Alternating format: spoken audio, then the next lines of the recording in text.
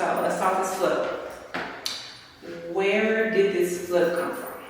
Oh, so one of my OGs, one of his best friends, unfortunately passed away and left him in the house, and he didn't want to take over because it was a really intense project. It was. So he didn't want to do that much work, so he didn't give it to me. He for sure sold it to me. Period. And he sold it to me through another person, which made the transaction 10 times harder than it should have been, but you know, the We're game here is the now. game. All right, so what I'm hearing is flips can come from people you know. And we talked about energy in the earlier portion of, I feel like that plays a big part because people can have stuff, you know what I'm saying, but they just don't give it to you because what happened?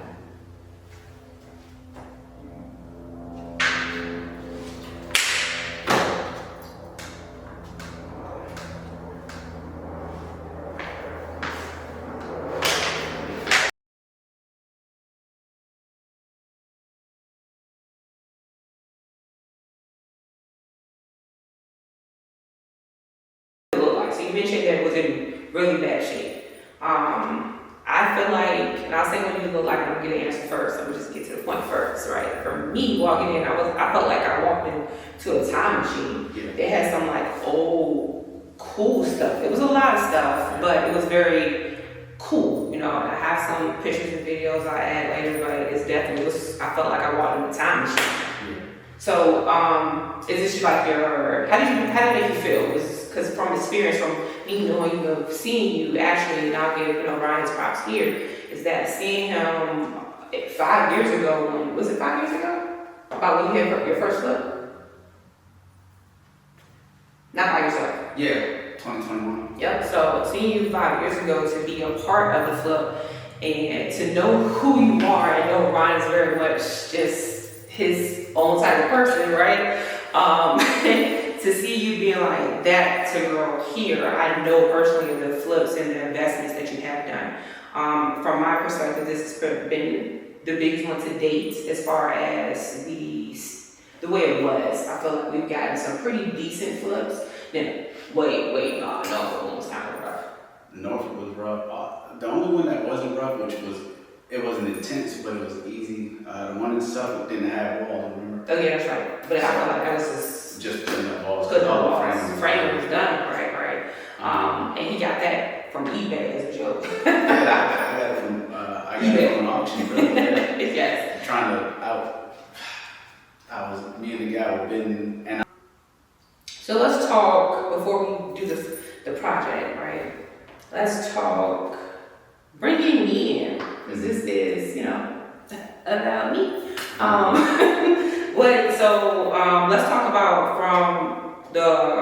how you felt bringing me into play as far as this side, because I feel like we've had a really good relationship with real estate as far as like trusting you to say this, I say this, and it's not a lot of pushback or debates about that. I feel like from this perspective, I felt like was the biggest pushback I got from you, right?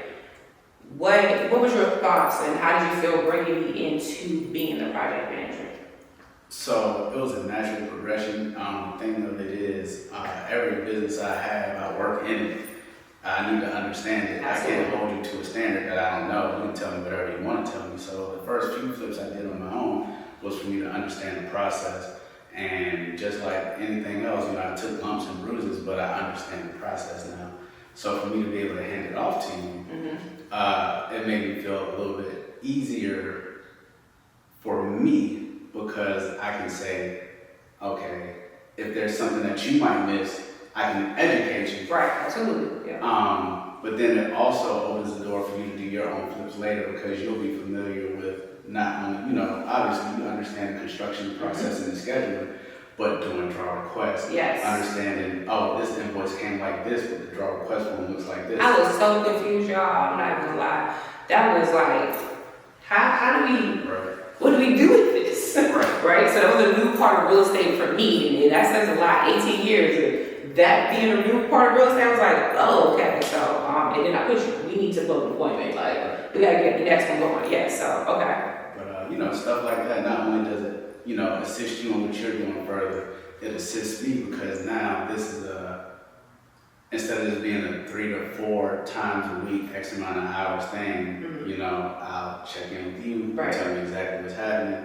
I'll give you like, you know, I stop by all of the properties whenever they're, you know, under construction, even afterwards, just to make sure everything is good. Right. And being able to do that, I can address my concerns with you.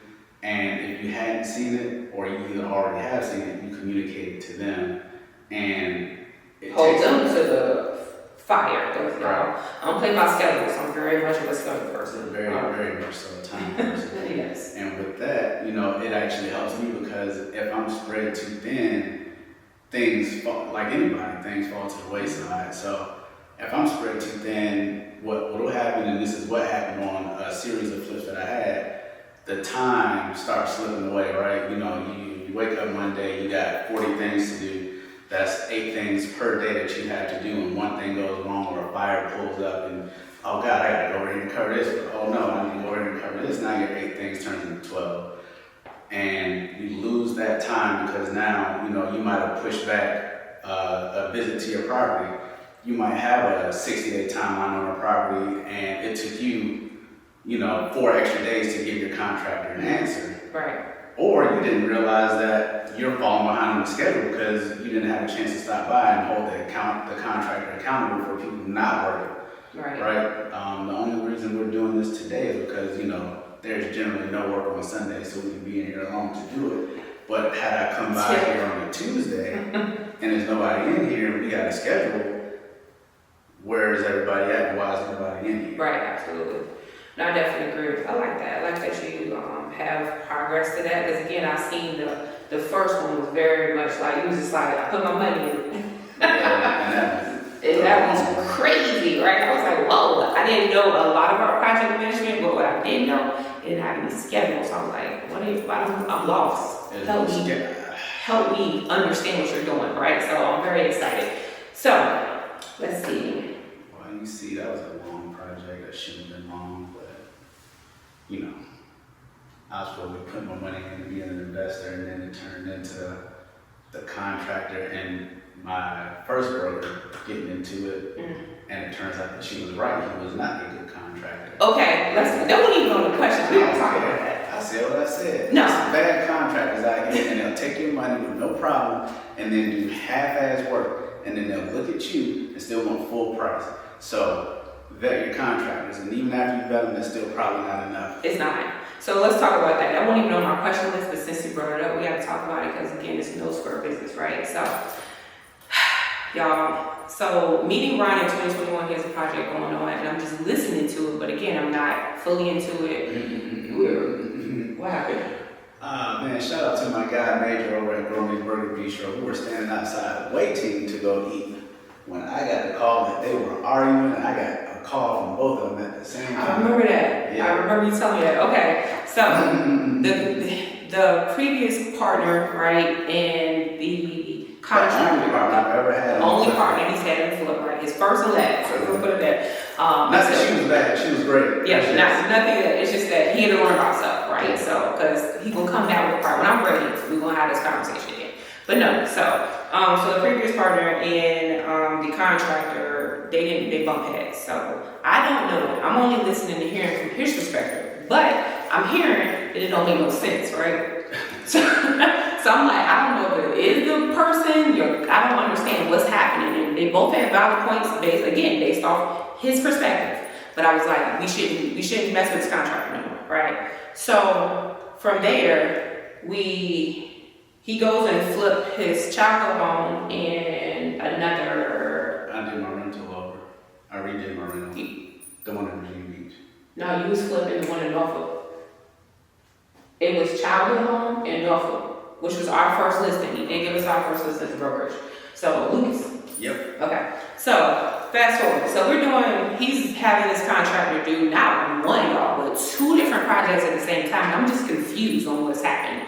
And I'm like, hey, I don't think this is a good idea. You should work with this person. And he was just like, nah, because maybe it was miscommunication, misunderstanding. Okay, no. Y'all, that. Don't give people the benefit of the doubt.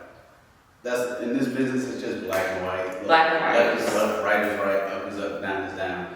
You went up, I told you to go down, that's just what it is. It's not, well, maybe he went down because he thought, no. Even right now, they're not. We'll get into that. We'll get into that. Right, we'll get into it. We're going to talk about that.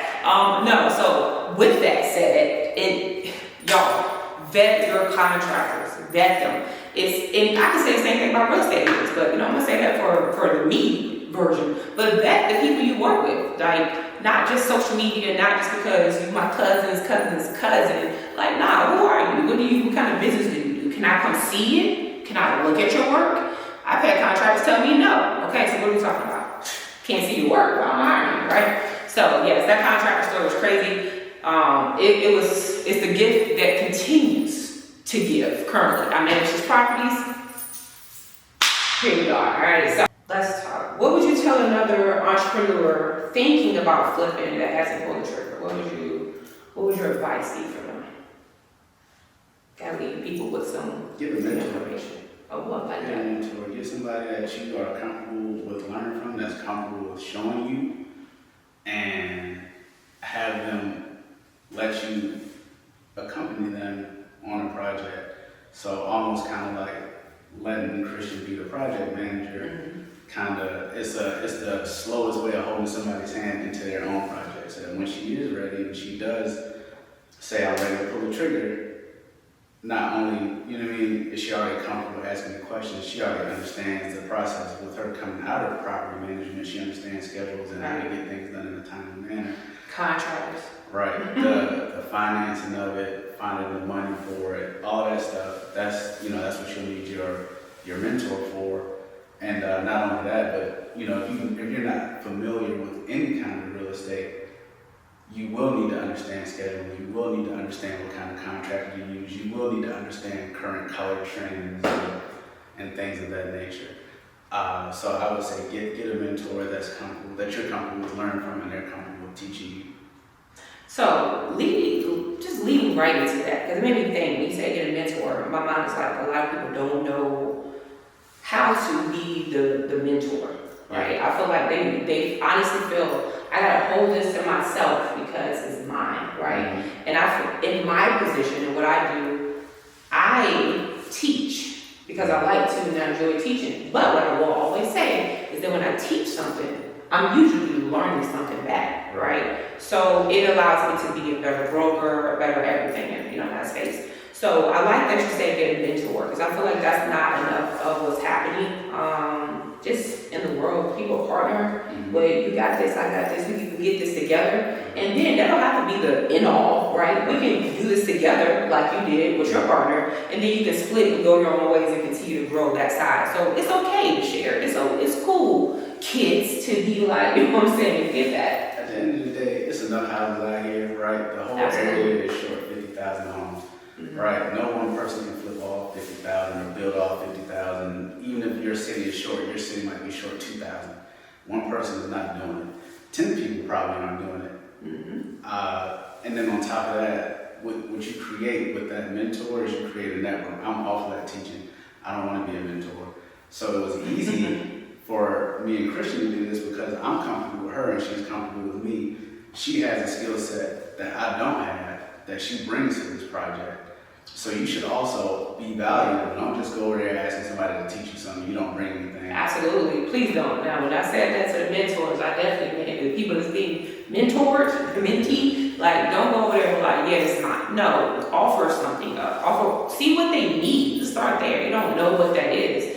Have that conversation, learn a person. It wasn't something you can just jump into. I had to understand where, you were with projects, you had to understand my skill, and then I get to learn because I am learning. So that's the pretty cool part about it. So, all right. So last but not least, right? So me being known for the fresh kids broker vibes, I'm in my dress down construction look on a Sunday, right? So nothing, something slight, nothing major. What you got on today? What you wearing? Just got my Air Max ones. That's it. Nice orange Air Max ones. Pretty comfortable. I got on my Nike socks. And Nike socks. Okay, all right. So I appreciate you for taking the time to talk.